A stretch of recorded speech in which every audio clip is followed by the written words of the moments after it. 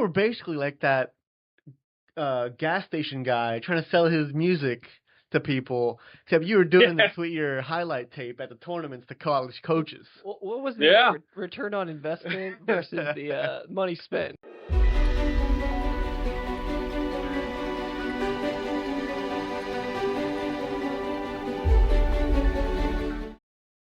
Welcome back, ladies and gentlemen, to Between the Fields. We're your hosts, Ramin Rahimi. This is Dennis Bosker, and we're joined here today by...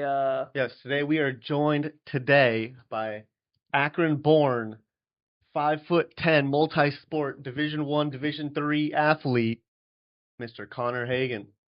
Awesome. Conor, thank you for coming into the show today. Please give us everyone a little description. Tell us about yourself, where you went to school, what you do currently today. Yeah, hey, thanks for having me on, guys. So I currently work for a company called Gartner. I played at Florida Atlantic my freshman year with Ramin and Dennis. I played my freshman year at FAU, ended up transferring at the end of my freshman year, went to a school called Millsaps College. And just go into a little bit of detail about what you do exactly, like what that kind of entails at your job at Gartner now. Yeah. So I actually recently started in a new department at Gartner. I started off at accounts receivables, accounts payables, accounts receivables. It was very entry level. I was a teacher before, so when I shifted into Gartner, really the only chance I stood into getting into a large corporate S&P 500 company was starting from the bottom. Really liked it. Really fit in well there. Had a great manager, and pretty much all accounts receivables was collecting it. Part of it was collecting invoice payments, issuing refunds to clients if they overpaid, anything, communicating with clients about when invoices were due, when payments were due, any questions they had relating to services or in terms of if they needed to pay. It was in terms of how they needed to pay, when they needed to pay, things like that. So what you were doing. Yeah. When I moved, and then I ended up moving into the finance department there, which was I do what's called sales enablement now. It's all internal. To sum it up easily, I do all the internal work for the sales team pretty much. So I'm not client facing. I do all the internal work. I create quotes, I create contracts, I book orders, do pricing for global business, large enterprise global businesses. So we do I work with sales teams that are connected to large enterprise companies. So very cool. The Eli Lillys, the Microsofts, the Alphabets, all those types of companies. Elon Musk, the Jeff Bezos. Okay. Yeah, there you go. Right. Yeah. So it sounds really cool when I say it out loud, but trust me, it's doing grunt and internal work for our account executives and sales managers. We're going to take it back to it. Yeah, we're going to take it back now. What might have seemed like an easier time in your life. That's responsibility. Maybe it wasn't. Maybe it was the hardest challenges in your life. But basically bringing it back all the way to when you were looking to go to college, kind of what went into your experience with applying for colleges and trying to play soccer collegiately. Where did you start with, trying to get recruited? Yeah. Great question. The recruiting process was a bit tricky on my end because it's always hard to gauge how good you believe you are when you're getting recruited.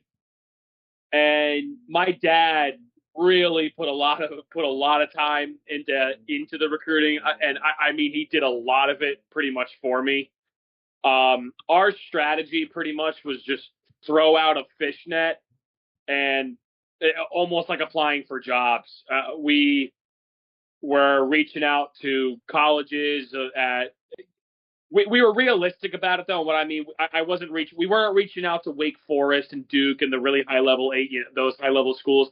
We were mainly reaching out to the lower level Division I schools, or smaller lower level Division I schools, some of those local Sunshine Conference D2 schools. I know it sounds bad. I'm saying FAU lower level, but we were reaching out a lot to FAU because it was the local school, so it was easy for us. So Connor, we went to the same high school, except you went to the Delray campus. I went to the Plantation campus, American. Okay, Heritage. yeah. So I remember when I was there, I don't know if it was junior year, most likely junior, that they had us email a bunch of coaches. Is that kind of how you did it? You just sent out a mass email to a bunch of different colleges and, kind of went from there? Yeah, so what we did was pretty much create my own personal email box where it was solely used for recruiting. It was, Connor Team Boca, and we just had a template, and we would just send 50 emails out a day to coaches and, provide all the basic information, tournaments we were playing in coming up, things like that. I also had, we had the video of our high school state championship game for American Heritage Delray that we won against Providence High School when I was a junior. I had that video, like a DVD, and we made hundreds of copies of it, and we would give that to coaches. CDs.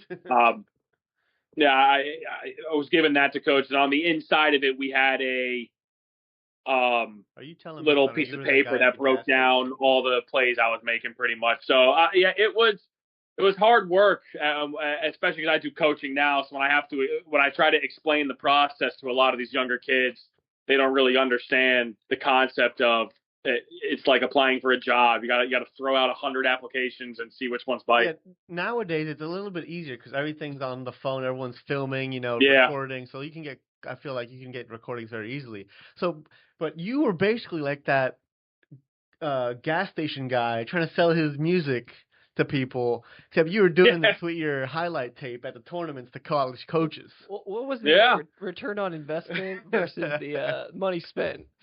Yeah, here's the thing: the tape we had, it was our high school state championship game, but I was a center back, so it's hard as a center back to create clips, because it's pretty much, hey, watch me win this header, hey, watch me slide tackle this ball out of bounds, or so how watch did me FAU communicate with my teammates here. So it's harder for a center back or to create a highlight tape like that because there's nothing really flashy going on. Yeah, definitely. So, kind of, how did FAU find you and pick you? Like, was it a tournament they saw you in, or like how did you come over to FAU your freshman year? Yeah, so they would always run that summer camp, and I started off. I was always there as a middle schooler when I lived there, and then once I hit about freshman sophomore year, I would still go to that camp, and by the time you hit that high school age, Cause would have that high school age group where he would look to try to pull players from the camp and try to start recruiting from there. And I just played well at that camp, and he just made a comment, hey, we've got our eye on you, and I just stayed in communication with him from there, moving on. And yeah, he would come to some of my high school games and some of my club games, and so and then he just ended up calling me and saying he was going to bring me in. But and you guys know, and I could tell as well, the class he brought in when I was coming in, there were probably 26, 25 guys on the team. I was clearly number 26 on the depth chart coming in, so I was probably the last guy that he brought in as a recruit. So let me ask you that. I mean, I'm not saying that whatever anything, that's your opinion there, but like coming into the team, right? Maybe that was your outlook. What did you do to kind of give you the edge as you were coming into like your freshman year? Like, what were you doing to train to like give you that edge where I may be coming in as number 26, but I'm not going to be 26. What did you do to kind of separate yourself? Going into your freshman year for preparation for the first season? Yeah, honestly, I'm actually going to tell you guys, I don't think I actually did a good job preparing, Hey, especially on the mental side of it. I don't think I did a good job preparing for it because those first couple of practices, I just had it in my head. Oh, I'm the freshman. I'm the freshman. I don't belong. I don't belong. And I thought I started off on a not a good start because mentally I was way too timid to start off. But the one thing I did do that I was very prepared for was all the fitness and all. So I made sure coming in that I was fit, that I was ready to do all the fitness testing, and so that was always my strong. Fitness test your first year? Yeah. I was really good at the fitness testing. Everyone's passed the fitness test. No, us. he did because I remember Everyone passed except us. I remember I was running behind Connor in the fitness test that year, and this guy just took off, and I think he ran at 11:55, 2 miles in 11:55. Wow. It was something like that. Like he just made it, and I was like, I was trailing this guy Just the making whole it time. is making it. It doesn't matter. Just no. he made it. Yeah. That spring Cooper's test. I still remember that. That was rough. But yeah, that was another one that I finished. Is crazy because I think about it now, where when I run now, I just think back, how the hell did I run that 5:40 mile back in the day? I think the same thing every single time I go for a run. Back in college, I go for a run like off season. I go, oh, let me go for a casual jog, and your casual jog's like a 7:30 pace. Now, like, oh, let me go for a casual jog. It's like a 9-minute pace, like maybe pushing 8:50. Yeah, it's crazy. And Connor, so we know that you had 1 year at FAU. We kind of want to hear just like about one of your best experiences, first game experience, that you had there, and then kind of after that you transitioned to another school. We kind of just want to hear like one great experience that you had your freshman year at FAU before you made your transition to that next school. Yeah, great question. And kind of going back to the last point you made about the mindset and showing that I'm not number 26, I would say that probably my best memory when I was at FAU was toward the end of the year. We played FIU, and they absolutely destroyed us. I want to say 6-0 the score was, but by halftime I think it was 4-0, and our coach just dumped the bench and he just threw me in there, and I remember I did really well in that game. I got a couple shots off on frame as well. I played really well, but going back to that point, I kind of just told myself I have absolutely nothing to lose going into this game. I can't be as bad as Cos thinks I am right now, and all I can do is show up. Pretty much, I can show everybody. I can show him that he's been wrong not playing me all year, so here's my chance. And it really worked out because then come spring season, he relied on me much more, and I was playing every minute of the game there. And so I think that was a really good boost for me. On the field, that would be it. And and especially at training sessions, just growing more confident as well. That was a big thing where, one of the things I kind of told myself was, playing with guys like Dennis, playing with guys like Dada, some of the guys I knew from some of the local schools. I was telling myself, but I've played against these guys before. I've played against their club teams before. I know these players. I've beat them before in games, or we've played very competitive games together. So I need to stop thinking that I'm just a low freshman trying to work my way in. So that's the biggest thing. Coming in your freshman year, you're just like, it's something new, and then also the level's so much higher than you expect. Yeah. It's so fast. Yeah, if you don't just take it head on and kind of adapt quick, or just not think too much about it, you can definitely eat yourself up, and then that'll definitely affect like how you perform on the field, how the coach views you, if he sees you being timid, shy. The best way to go at it is, don't think about it, just play your game, and you're there for a reason. You got selected. Hey, you got to believe in yourself. Yeah, and I think that's what a lot of freshmen go through is they don't think that they are qualified to be on that. Enough. Yeah, that they're qualified to be on a starting lineup or just playing in general. So yeah. Definitely, mentally got to be confident. Yeah, and they're just content. They use the excuse, "Oh, I'm just a freshman. Next year I'll be a starter." Yeah. When if you put the work in, you can get there. So, Connor, you transitioned over to another school after your freshman year. Do you want to talk about that, how that happened, or what went into that, or why you transferred over to, it was a school in Mississippi, Yeah. right? Millsap. Yeah. Jackson, Mississippi, Millsaps College. So, uh, just back to my recruiting process. When I finally committed to FAU, there was FAU was pretty much the only D1 school I was still serious talking to. There were a couple D2 schools. Lynn was one of the schools. There were a couple conferences, or a couple schools in that Sunshine Conference that I was talking to. Then there were multiple D3 schools that I was talking to. So the reason I picked FAU in the end, it was more my parents. They said, listen, you live 20 minutes away. You can live at home. It's going to cost me $3,000 to send you there versus sending you to University of Tampa for $50,000. So it's kind of a no-brainer there. And the thought process going into it was, if it doesn't work, we have to try this out. It's the value we're getting out of this is too good. So if it doesn't work out, we can regroup at the end of the year and figure it out. But if it does work out, the amount of money we're saving, the value we're getting out of it is too good.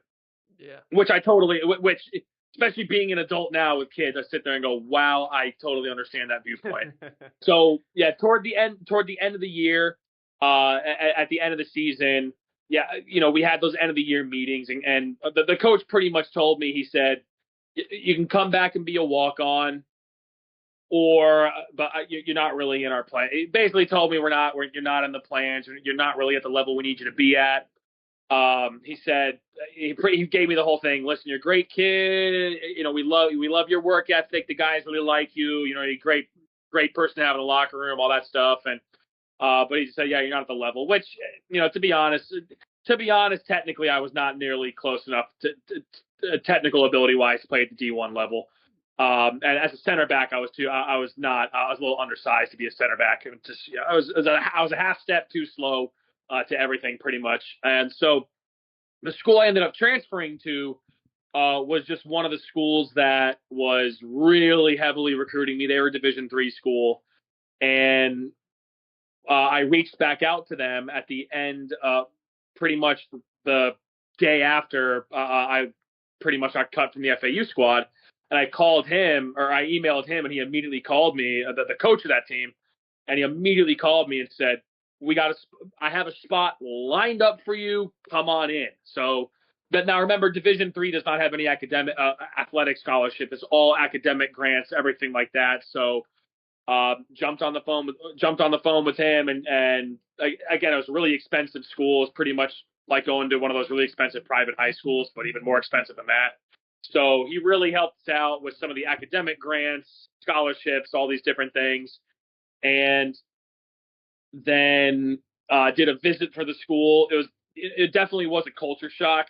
Now, it did help that I already lived in Birmingham, Alabama. I already lived in Nashville, Tennessee, already lived in Charlotte, North Carolina.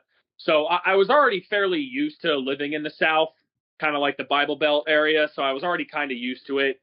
So it wasn't too much of a culture shock for me, but the big change was going from a school that had 40,000 undergrad students to 800. It pretty much felt like you were at a high school with very, very, very high level You recognized everybody. Knew all the drama around the campus.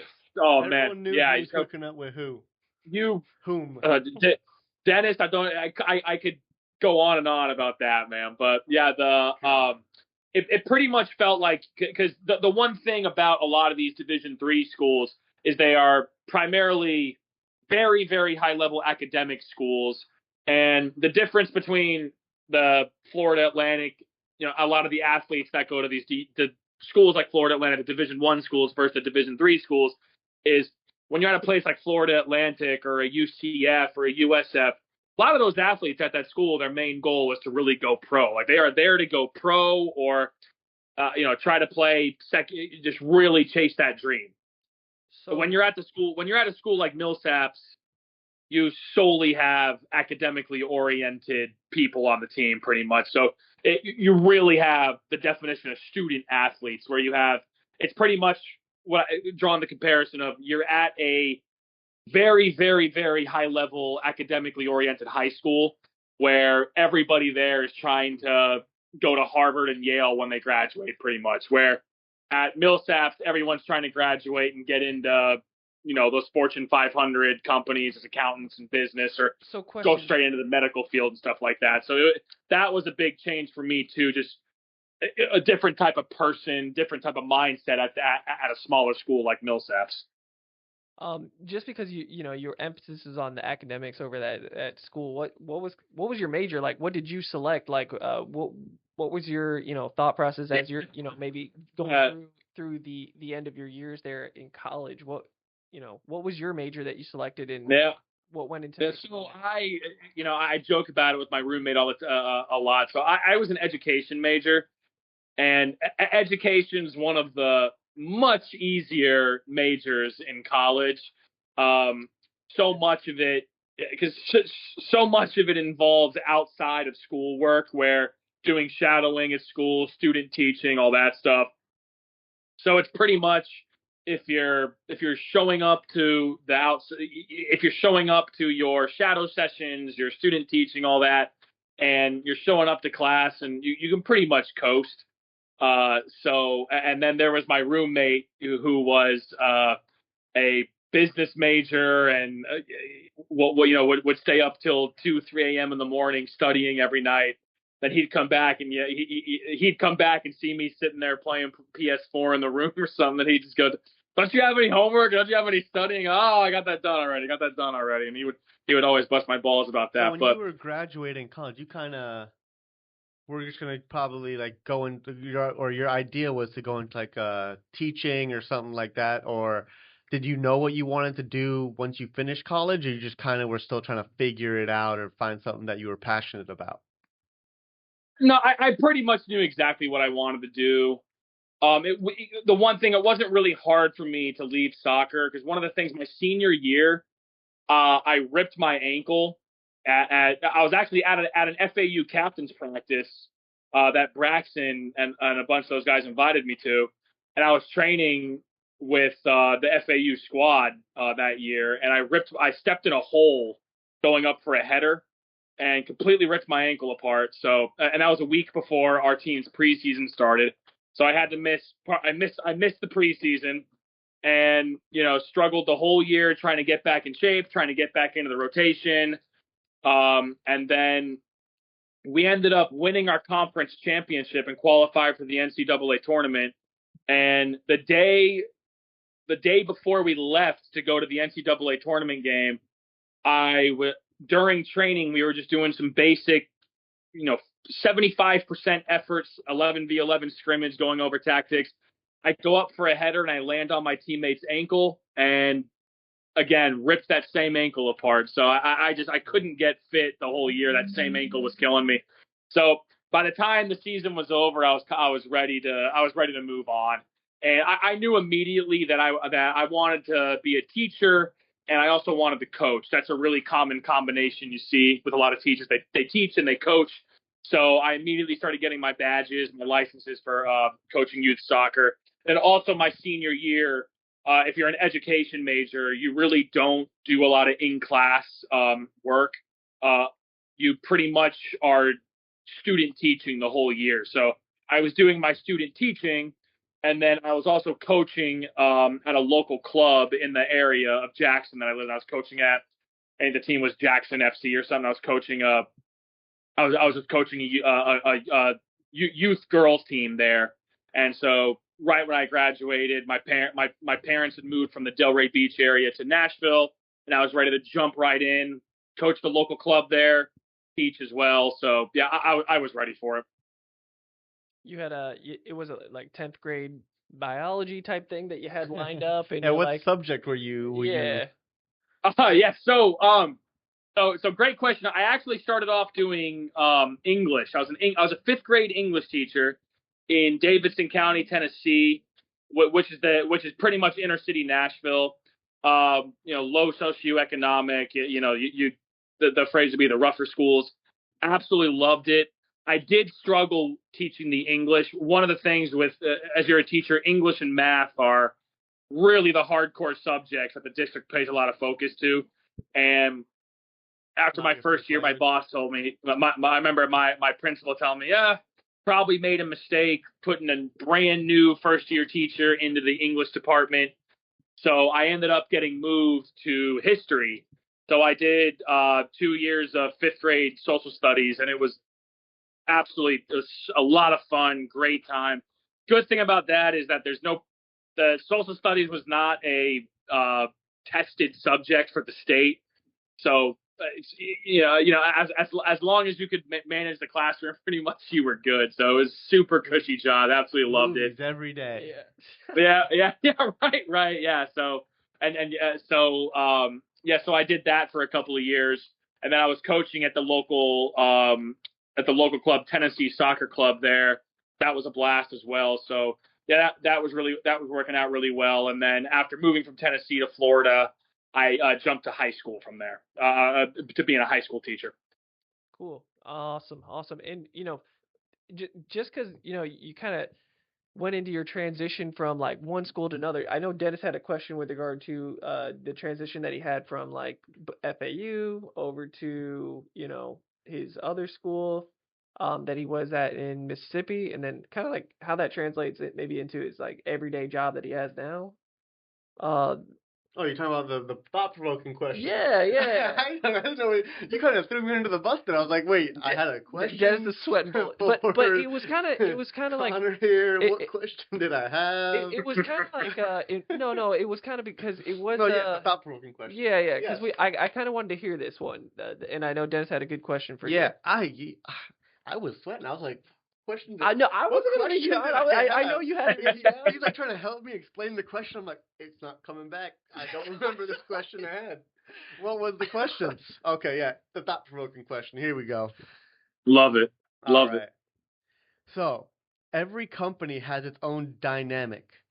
How do you adapt to different cultures, just like adapting to different teams? Yeah. So, great question. Love this question. And to give some background, so going from America, I'll start from high school till I graduated college, where I was at one school my freshman year called Grandview Prep, super small school in the Palm Beach area. Then transferred to American Heritage, finished off there, Florida Atlantic to Millsap. So, 4 schools, and especially transferring when you're in high school, transferring schools, just adapting to the social culture of the new schools, and that can be really tough. Yeah, you got to make all new friends. Especially if you have your friend group at one high school and you move to a whole new one, trying to make a whole new group of friends at the next high school, especially in high school, can be absolutely brutal. But sure.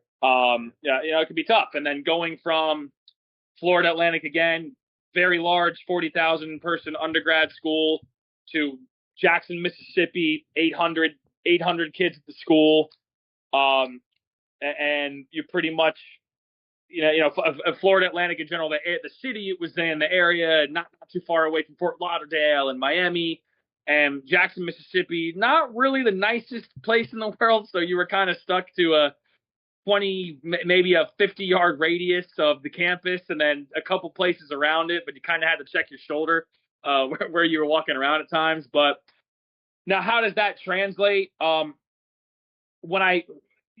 going into the work world, when I was teaching, especially moving to Florida, I started off at a place called Lehigh Senior High School. I was teaching there. COVID happens.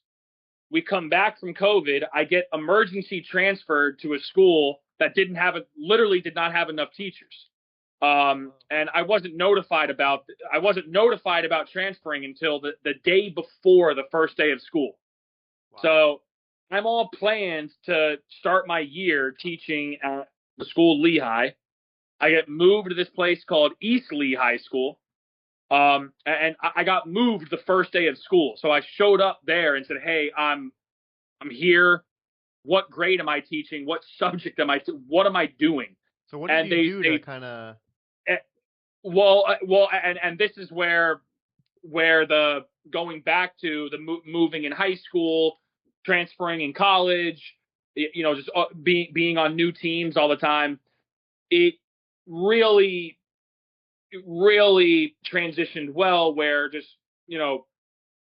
being calm under pressure, pretty much, and understanding how to adapt quickly. Yeah, understanding how to adapt quickly, and it wasn't it, and understanding how to perform in pressure situations. And even previously, when you guys were talking about that mentality going in, where I said, when I went into FAU, my mentality, I'm the freshman, I don't know what to do, and almost being way too timid. You change your mindset to, no matter what the situation is, I'm going to grind through it. I'm going to grind through it. You feel like soccer kind of prepared you for that type of moment in that, professional setting where you had to switch day one into another school after COVID. Yeah. Yeah, absolutely. And and the way to think of it was when I switched to American Heritage, which was, excellent high school soccer team. Yeah, he grew up. I had to go in there and he embodied. Yeah, I had to go in there and prove a point. Yeah, and I had to go in there. I had to prove a point that I could play. I had to show the coach that I could play, and I had to show the other guys who were trying out and the guys who were already on the team the previous year. I had to show them I belonged there, and then I could play, and then I could perform at a high level. Yeah. And then same thing with going to FAU. You go in there day one. You're there, as Ramin, what you said, you are there for a reason. You have to perform, and you have to raise that standard of play. And then going to Millsap, same thing, where I couldn't go in there thinking, I'm the D1 transfer, I'm going to be better. You had to go in there with the right mindset as well, and that set me up so well to be prepared for those transitions when I was moving schools as a teacher. Because if you think about it, day one, yeah, go ahead, Ramin. Not to cut you off, but just kind of piggybacking. Not kind of piggybacking on what you're kind of talking about is transitioning and almost that mental toughness that you kind of had to have by transitioning. It just kind of leads us into the next question too. Thought-provoking question, which is like, incoming. How do you apply the resilience you developed in sports to overcome setbacks in your professional career? Well because said. I listened to you talk about how you had that ankle injury. And then, you didn't play the whole game there. Is anything in the workplace or workforce where you kind of had to rebound and like understand like, hey, I'm not going to be at the top, but I'm working my way back. How did you overcome those setbacks in your professional career? Anything like specific that you can kind of think of? Yeah, well, the one thing that athletics do and youth sports do, why I always encourage everybody to get involved in sports. Like with my kids, I want them to be involved in some type of athletic activity. If it's not that, they're going to be involved in any academic club, any type of extracurriculars. And, one of the things that sports do is they teach you how to deal with adversity, which is one huge thing that, at some point you're going to have to deal with in your life. It's your whole life. Once you graduating college and getting into the workforce is always about adversity. And everyone has different definitions of adversity, but it's pretty much that all the time. How do you deal with adversity? Can you handle the pressure? Can you handle the stress? That's what it comes down to. And sports teach you that from a very early age. How to prepare. When you're how to lose. Where you learn from losing. Any situation that you're at in a game. Overcoming any obstacles in that game that you were at, or if you had a bad string of games and you're low on form, how do you rebound and fight back, things like that. And the other thing is just developing that tenacity as well. Sports do a really good job with developing tenacity and hustle, where you kind of hit where you see a lot of players where they either have it or they don't, and a lot of players, they get that mindset of they're out there every day putting in the work. And that transitions into the workplace as well for me. And I would say really the main reason I found my job at Gartner is because of the tenacity that I had, where, I applied so many times to Gartner, so many times, not even to Gartner, but to other jobs when I was a teacher. And just, kept getting denied. And then then one day what I was doing was I thought, this isn't the way I'm doing it is not working out. Let's try a different approach, kind of like sports. It's not the strategy I'm using is not working out. I need to practice something else. Yeah. Let's go at it from a different angle. And I ended up the position I applied for in where I first started off in accounts receivables, accounts payables. The position I was there for, I ended up I applied. Then I went on to I had an interview, and I did find the first interview. Then I actually went on to LinkedIn, and I found people within the department there on LinkedIn, and I was personally asking them, hey, I interviewed for the position. Anything anything I should know? Any tips? Any recommendations? And word got to the people that were doing my interview, and they absolutely loved that. And they said that tenacity is the type of thing we're looking for in our department. And so I ended up getting offered the position. Now, do I recommend that for everyone applying for jobs? It could be touch and go, but point is that harassment. Yeah, but point is that that was a lesson, the hustle and fighting for the hustle and the fight, the battling. That's what I learned. What I learned from sports really transitioned well there. With overcoming adversity and the high pressure moments, just bouncing back. I think that's great. You pretty much answered the question. And I know Dennis had what's our take home question that we I think he knows this one. Yes, I know this question. So one of the last questions we'd like to wrap up with here, Conor. If there's any advice you can give to your younger self, and then I'm gonna add a twist to this one, and any advice you'd give to your future self, what would it be? I like that. Let's see. My younger self would my younger self, I would probably say, starting off your journey like as a soccer player. Don't help. No, I'm saying get. Well, I could break it down to a few things from a soccer perspective. One of the things that's easy to look back on is that probably work a lot more on the technical side. Really work on that technical ability from a younger age. That was always the thing that kind of held me back. So especially now with the younger players, it's all about developing those technical skills and the speed of play, speed with the ball. But what would you say the overall advice would be just for your from the sports side of it, I would say that. And then from the professional side of it, definitely I would have told myself when I was younger, try to take myself more seriously.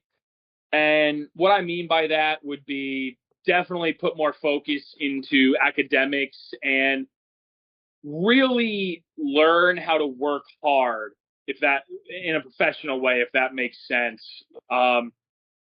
Where I really didn't I really didn't learn how to study for things. I didn't really learn how to study that well. I didn't read enough, which when you're younger you don't really think about it that much. But when you get older, I kind of think where I wish I would have read more, because it just kind of helps you mature a little bit more. And don't always look for the easy way out of things, because a lot of those habits, a lot of the bad habits you develop when you're a kid, especially if you start developing them when you're 16, 17, 18, and especially in college, if you don't fix them, they can really bite you in the ass when you get older. Because I know one thing, where switching into the position I have now, working too fast just always bites me in the butt, all the time. The amount of little mistakes that I make that just come down to not checking over my work, just glazing over it because I was going too fast. I know how to do it. I know how to do it, but just not taking it seriously enough. Where really looking back, really looking back, I would tell my younger self, life is hard and it's unsympathetic, and it can be absolutely brutal at times. And it's better to start now to grow up, mature, and learn how to handle adversity, and just be prepared. I would say that. So then definitely I would say like the takeaways were like, one, don't take the easy route. For example, don't pick a major just because it's easy. I was always looking for shortcuts. Yeah, so don't always take the easy route. Yeah. And then why do you think that was, Connor? Oh, I'm just kidding. You got to answer that. No. I don't want to go into the psychology. And then I would say the second part of the question about your future self, it seems like you would almost tell your future self just to slow down.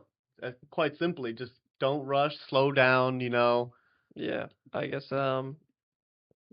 take your time, or I don't know. I would tell my older self, really cherish the time I have with my kids now. Really cherish that time, because they do grow up fast. Especially, and for anyone who does have kids, they grow up so fast. So take advantage of the time you have with them now. And I would also say, in terms of slowing down, this is a great point, because so many, I think our generation, everybody wants to just get everything done as quickly. I want to go to Disney, and I want to go out of the country, and I want to do this, and I want to do that. And, just kind of slowing down, and, just really focusing on, your family. And, I don't have to travel right now. I don't need all these things right now. Right now, it's about spending time with my family. And when I'm older, and, when I've saved up, and, I can give myself something to look forward to when I'm older. Well said. Awesome. Connor, take it away. I want to thank you so much, man, for joining us on this, taking time out of your day and joining us on the podcast. We really appreciate you being here. So thank you so much. And thank you, everyone listening. You guys can catch this podcast. It's going to drop on Tuesday at 7 p.m. You can catch it on YouTube and Spotify. Leave a comment if you want to have any questions or any ways we can improve, or even if you want to be on the podcast yourself, just, shoot a comment, or even, send us a DM on Instagram. Yeah, thanks, Connor. I'll say it as well. Thank you for coming out. And that was Between the Fields podcast. We'll see you guys next time. Thank you guys so much for having me. I really appreciate the time. Yeah.